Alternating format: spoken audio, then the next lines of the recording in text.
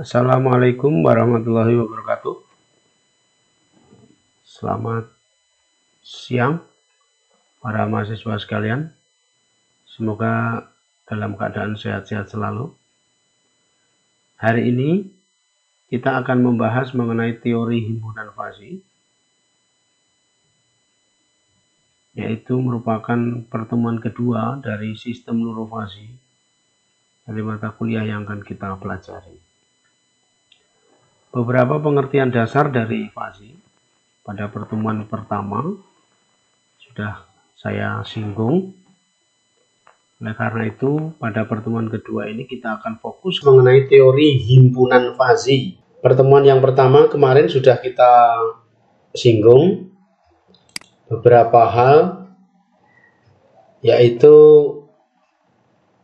mengenai perbedaan himpunan fasi dengan himpunan bilangan yang selama ini kita kenal.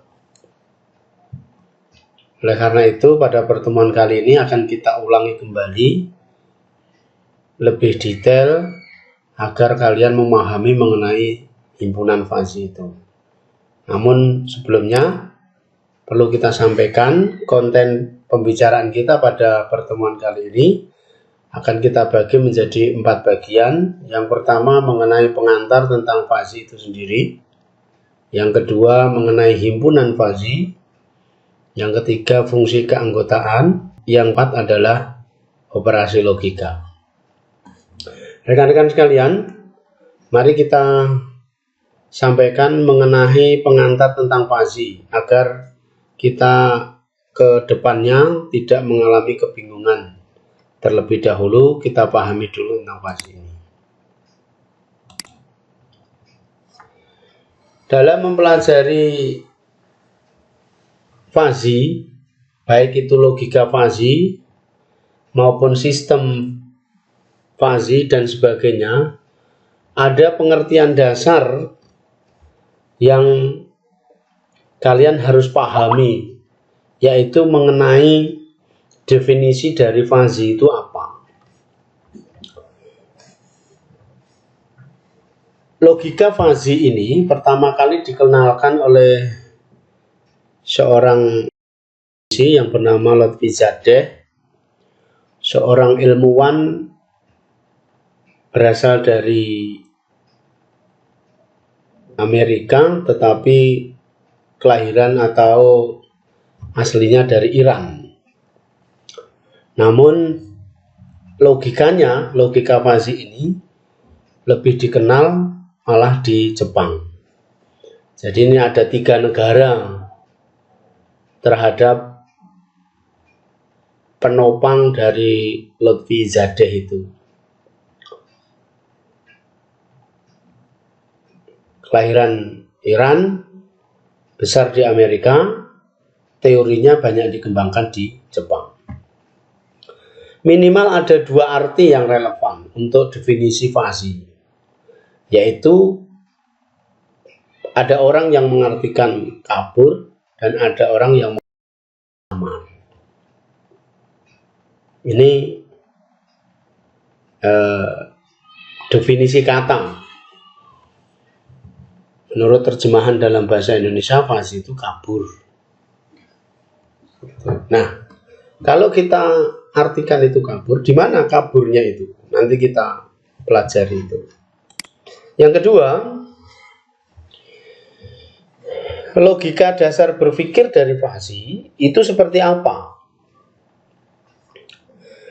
Logika fasi itu merupakan sebuah logika yang memiliki nilai kekaburan. Nah ini. Jadi logikanya pun juga nilainya kekaburan. Logika yang memiliki nilai kekaburan atau kesamaran antara benar atau salah. Selama ini kita hanya mengenal 2 pilihan.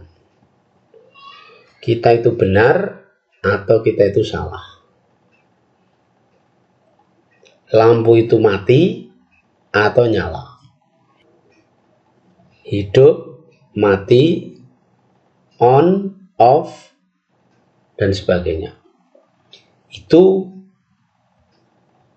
logika klasik dari Boolean. Nah, sekarang kita perkenalkan logika fuzzy ini, yaitu memiliki nilai kekaburan atau kesamaran antara benar dan salah. Jadi kata kuncinya logika fuzzy itu adalah antara benar atau salah. Antara benar atau salah. Selanjutnya, benar atau salah ini merupakan logika Boolean yang selama ini sudah kita kenal, yaitu yang mengenalkan konsep kebenaran sebagian. Jadi tidak ada kebenaran semuanya. Kita harus memilih.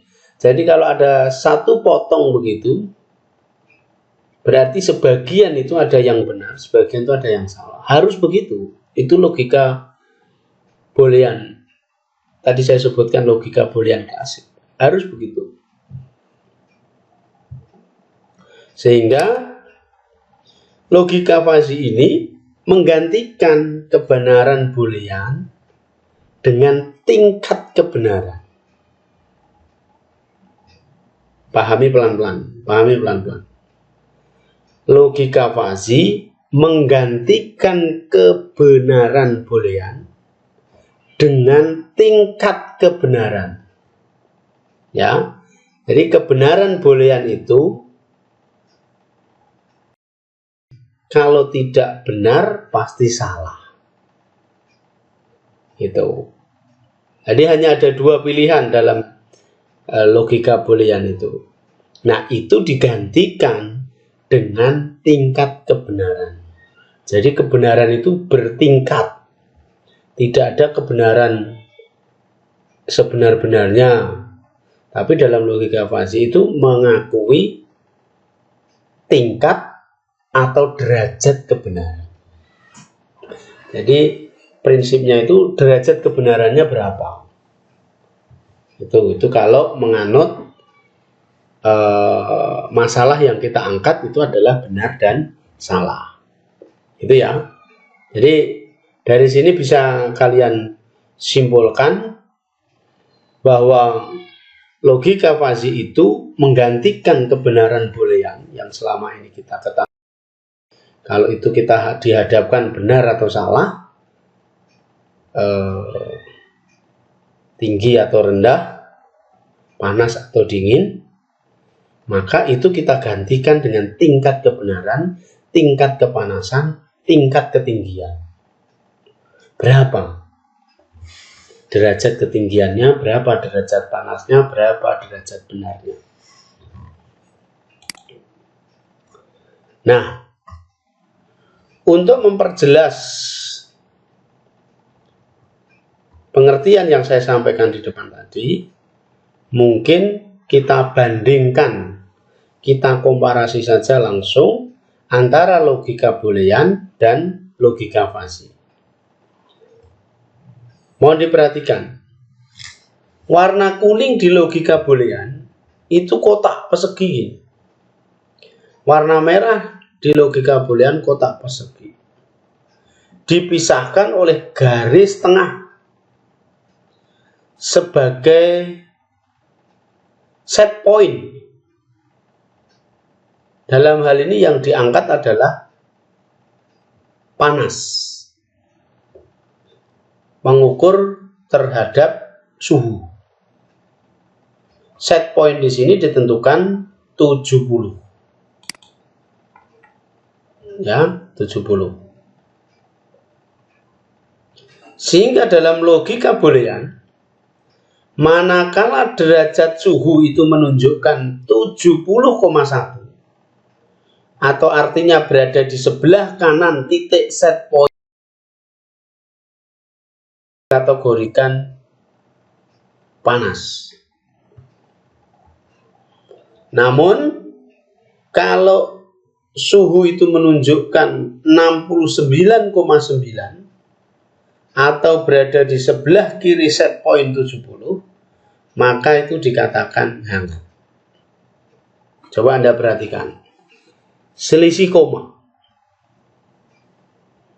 sudah membedakan persepsi, membedakan kebenaran itu.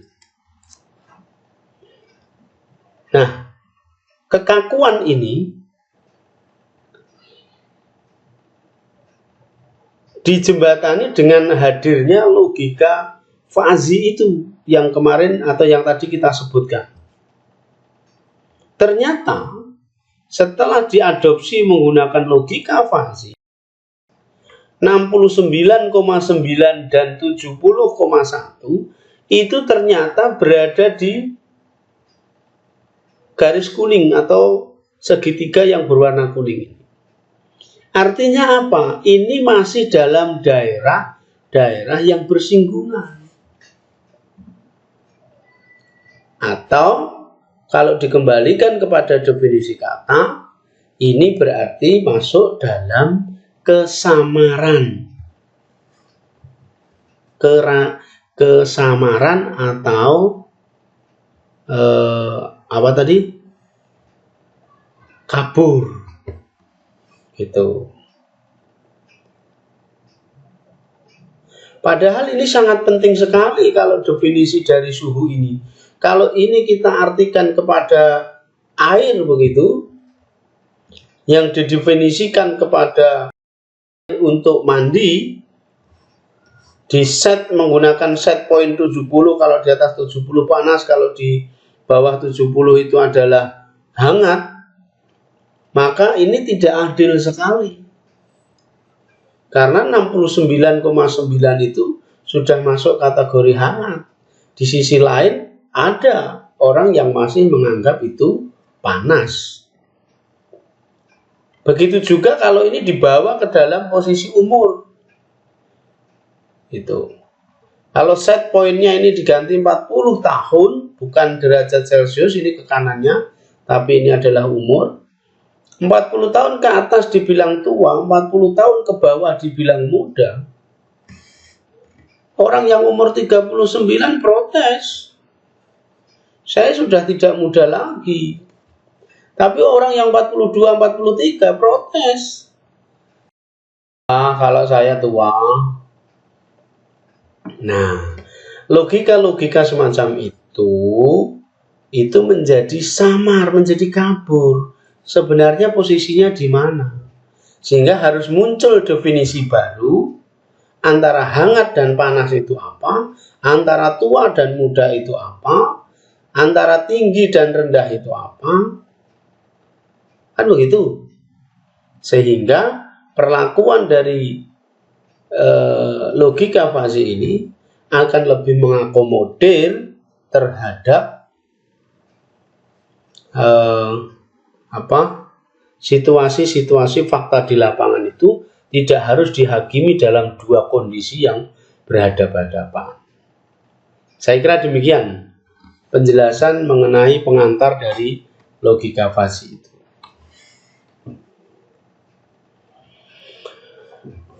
Nah, kenapa logika fazi ini menjadi berkembang pesat? Karena ada latar belakangnya.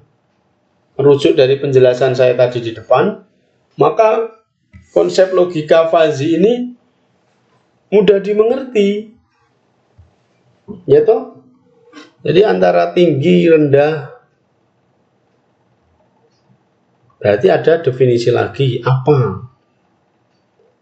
Pasti bisa kita definisikan, salah satunya adalah sedang. Gitu. Nah, konsep matematis yang mendasari penalaran fazi ini sangat sederhana dan mudah dimengerti. Yang kedua, logika fazi ini sangat fleksibel. Tidak kaku seperti logika boolean tadi. Di atas 70 panas, di bawah 70 hangat. Ini kaku. Sedangkan logika fazi ini lebih fleksibel. Akomodir menggunakan derajat atau tingkat. Panas tingkatnya berapa, hangat tingkatnya berapa. Sehingga itu bisa dikatakan lebih fleksibel. Yang ketiga, logika fuzzy ini memiliki toleransi terhadap data-data yang tidak tepat. Iya. Jadi logika fuzzy ini kan tadi kalau di dalam logika boolean itu kan ada garis demarkasi tengah itu yang kita sebut dengan set point. Itu sudah tidak ada toleransi. 70,1 panas, 69,9 hangat. Itu masih mending dikategorikan hangat. Kalau itu dikategorikan dingin, kan nggak adil lagi. Nah, di logika fuzzy itu memiliki toleransi. Yang keempat, logika fuzzy mampu fungsi-fungsi non-linear yang sangat kompleks. Nanti kita jelaskan di fungsi keanggotaan. Yang kelima, logika fuzzy dapat membangun dan mengaplikasikan pengalaman-pengalaman para pakar secara langsung tanpa harus melalui proses pelatihan. Ini nanti kedepannya kita kenalkan adanya sistem pakar. Sistem pakar yang selama ini ada itu memerlukan learning berulang kali. Gitu. Tapi dalam logika fuzzy tidak perlu. Logika fuzzy dapat bekerja sama dengan teknik-teknik kendali secara konvensional.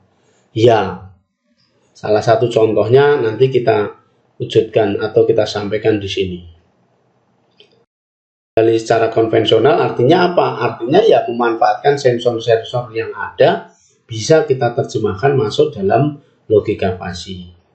Selama ini seperti ADC, analog digital converter, begitu, itu set point-nya sama seperti sistem bilangan boolean tadi yang saya sampaikan di depan. Kita set pada berapa? 3,2 volt. Di bawah 3,2 volt masuk logika 0. Di atas 3,2 volt masuk logika 1.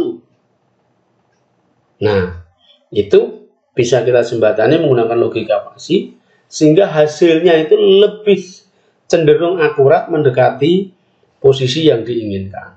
Yang terakhir, logika fuzzy itu didasarkan pada bahasa alami, bahasa kita, bahasa komunikasi. Ini yang menyebabkan atau latar penggunaan fuzzy ini semakin berkembang.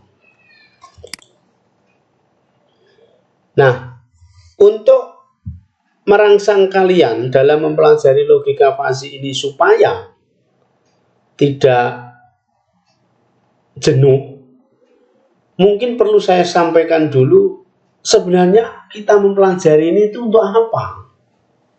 Anda perhatikan, aplikasi fuzzy ini sangat penting sekali. Yang pertama, pada tahun 1990 itu pertama kali dibuat mesin cuci dengan logika fuzzy di Jepang, yaitu oleh perusahaan Matsushita Electric Industry Company. Maka tadi saya sebutkan Pak Zadeh ini, Profesor Zadeh ini justru teorinya lebih banyak berkembang di Jepang karena yang mengadopsi ilmunya itu lebih banyak di sana. Nah, perusahaan Jepang ini, Matsushita ini,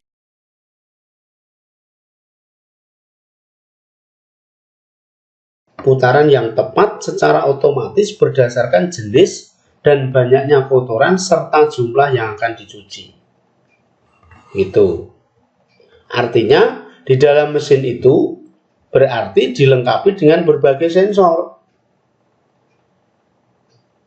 Gitu. Kalau berbagai jenis itu maksudnya ini masuk dalam kategori jin, tebal, sutra, wool atau apa. Nah, ini kan dikategorikan tuh.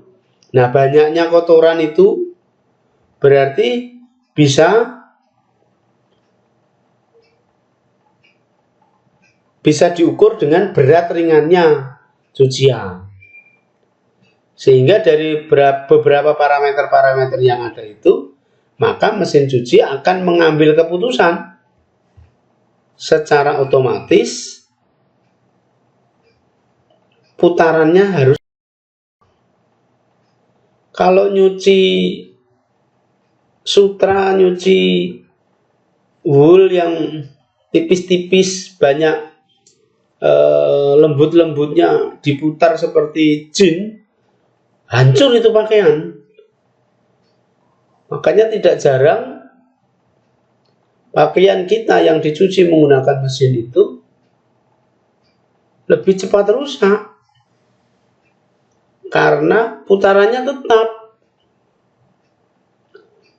tebal, tipis, kotor, tidak kotor, diputer aja. Seperti pada umumnya kita gosok sikat itu. Gitu. Tapi kalau manusia kan bisa berpikir. Nah, ini mesin cuci pun harus diajak berusaha untuk memikirkan itu.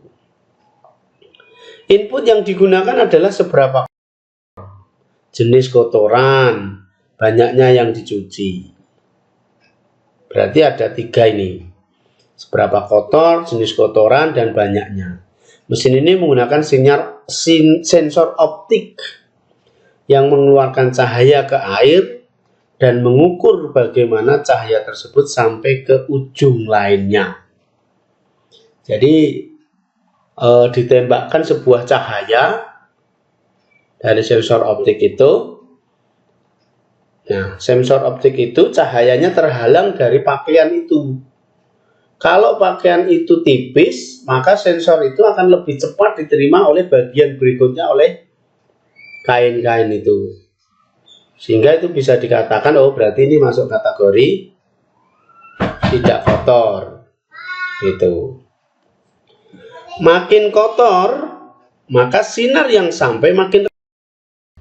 Di samping itu, sistem juga dapat menentukan jenis kotoran, daki atau berminyak.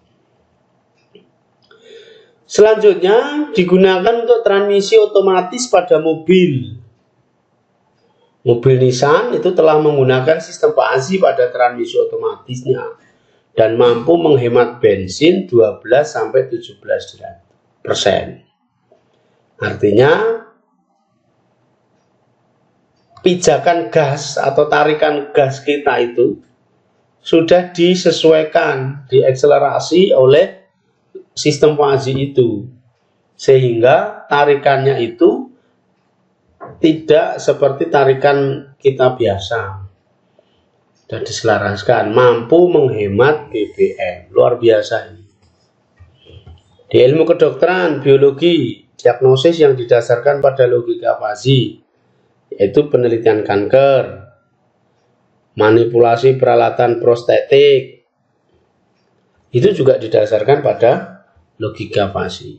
Ilmu lingkungan, kendali kualitas air, prediksi cuaca. Di teknik, seperti perancangan jaringan komputer, prediksi adanya gempa bumi. Untuk kalian berarti di sistem-sistem avionik, navigasi udara, komunikasi, dan sebagainya. Ini juga sudah menggunakan logika PASI. Demikian rekan-rekan, untuk sekedar pemahaman mengenai logika boolean dan logika PASI. Kesimpulan dari pertemuan ini, saya berharap kalian bisa mulai keluar dari logika yang pernah kalian ketahui sebelumnya, yaitu logika boolean, atau kalau itu kita bawa dalam sistem bilangan, Anda keluar dari sistem bilangan yang sudah ada, terutama adalah logika biner antara 0 dan 1, kalian masuk ke dalam logika baru, yaitu logika PASI, yang membicarakan antara 0 dan 1. Ingat, kata kuncinya adalah antara 0 dan 1. Kalau di digital adalah 0 atau 1. Perhatikan ini ya. Bedaannya pada rentang. Kalau 0 atau 1 berarti ada 2 titik. Tapi kalau antara 0 dan 1 itu bisa beberapa titik. 0,1, 0,2, 0,3, 0,4 dan seterusnya. Paham ya? Nah, demikian penjelasan yang dapat saya sampaikan dalam termin pertama ini. Untuk mengetahui situasi pemahaman kalian, maka silahkan ini dicoret-coret dulu apa yang bisa kalian sampaikan tentang logika fasi ini. Uraikan dengan bahasa Anda sendiri. Silahkan uraian dari saya dari awal sampai akhir tadi silahkan dirangkum, sampaikan menggunakan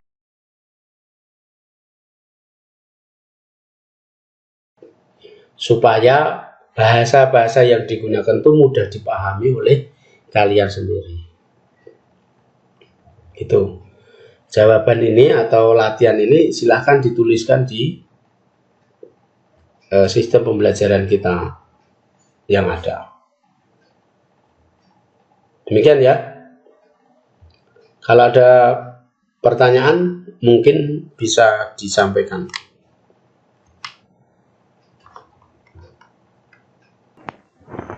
Demikian rekan-rekan mahasiswa. Kalau tidak ada pertanyaan, pertemuan kali ini kita akhiri sampai di sini.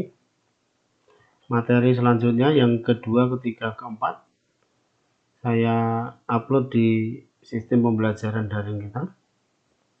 Silahkan diikuti, diperhatikan.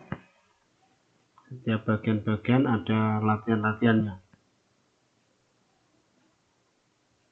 Kalau tidak ada pertanyaan lagi, kita akhiri. Sebelum kita akhiri, jangan lupa like, komen, subscribe, share, bunyikan lonceng agar channel ini dapat berkembang. Terima kasih atas perhatiannya. Wassalamualaikum warahmatullahi wabarakatuh.